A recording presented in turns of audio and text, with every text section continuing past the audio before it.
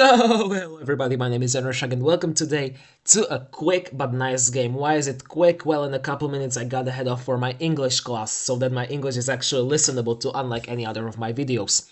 So let's begin with this game. Why did I call it the Game of Two Brothers? Well, it is a Czech playing against a Slovakian, and a lot of people know that we shared the same country for hundreds of years under the Habsburg Empire and then Czechoslovakia plus Nazi Germany, etc. But let's begin with the game. So we opened with the Italian game, and I decided to go for the fried liver. I very much like to go for the fried liver wherever possible. He blocked according to theory, and I continued playing some book moves. And in this position, I decided to play d6. d6 is a very interesting move, as it sacrifices a pawn which I completely did not see.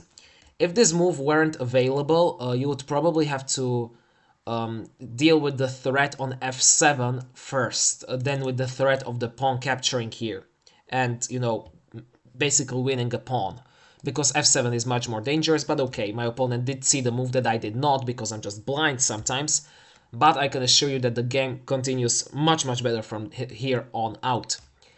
So anyway, normal development resumes, and now I strike with d4 before he can cancel, threatening the fork, which he overlooks. Now his two knights are forked, but if he can move his knight, he can, not there, let's say to here, he can actually counterattack my knight while I counterattack his. So if we have captures, let's say captures, he has this at the end of the line, which is just a terrible position for me. So I have to be very careful what I do here. My opponent did go knight to g4, and I decided, you know, that knight is sentenced to die anyway. Bye-bye.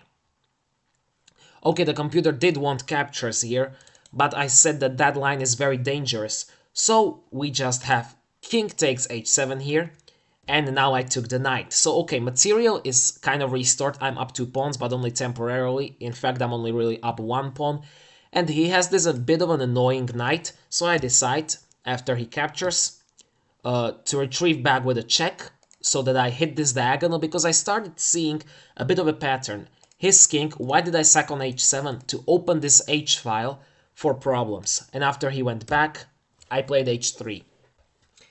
This move is simple. He can move his knight, let's say, right back to f6, but at that point this would be very vulnerable, and if I was able to kick that knight further, the attack would definitely be worse. My opponent went for an even crazier, brilliant sacrifice on f2, which I don't really understand why it is brilliant, but I definitely did not take. Oh no. I countered his brilliancy with the brilliancy of my own, sacrificing my rook. Now, of course, your rook cannot be captured, and I saw that after a couple of checks, yes, this does look extremely dangerous, but I always somehow have a getaway square. So, no matter what he does, no matter what checks he gives, there is always somehow my king safe on the edge of the board. I saw all of this. So after queen to h5, he did not try to give the check, definitely not take the rook, because that is checkmate, but he went f6. That is a blunder, because he tries to stop this checkmate by just running away, but I found the checkmate begins with bishop to b3. You can of course block with the bishop, but that is just stupid, so he blocks with the rook. And I take. He has only 2 squares to go back. Both of them lead to the same checkmate. So in game we had king h8 and queen h5 checkmate. Nicely doing it with the bishop and the queen while my rook is still hanging and while his knight is still hanging.